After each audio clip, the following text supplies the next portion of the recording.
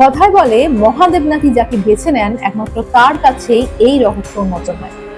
মহাদেবের অত্যন্ত পাওয়ারফুল এই 108 নাম যদি আপনি জপ করে নিতে পারেন বা যে জপ করে নিতে পারে তার উপর মহাদেবের অসীম কৃপা থাকে। আজকে আপনাদেরকেও জানাবো যে কিভাবে মহাদেবের এই 108 নাম জপ করলে আপনার যে কোনো ইচ্ছা পূরণ নিশ্চিত হতে পারে। মহাদেবের আশীর্বাদ দিয়ে যেহেতু চলছেও মহাদেবের প্রিয় শ্রাবণ মাস, তো তাই তিনি ধরিত্রীতে নেমে আসেন, ভক্তদের পাশে বিরাজমান হন ভক্তদের মনের কথা শোনার জন্য। তাই এর থেকে ভালো সুযোগ তো আর হতেই পারে না মহাদেবের এই নাম জপ করার জন্য, যাতে সরাসরি আপনার মনের ইচ্ছা মহাদেবের কাছে পৌঁছে যাক কোনো না কোনো ভাবে। কিভাবে করবেন এই 108 নাম জপ?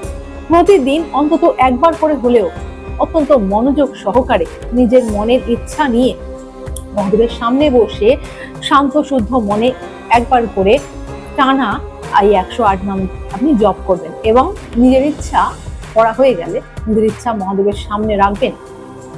যদি আপনার কোনো স্পেসিফিক ইচ্ছা নাও বা থাকে বা আপনি কনফিউজড আছেন যে কোন ইচ্ছা আমি তার সামনে রাখবো আপনার ইচ্ছা পূরণের জন্য, আপনি যদি সেটা ডিসাইড করতে না পারেন, তাহলেও মহাদেব আপনার জন্য যেটা সব থেকে প্রয়োজন সেটা বেছে নিয়ে আপনার সেই ইচ্ছা ডেফিনেটলি পুরো করবেন।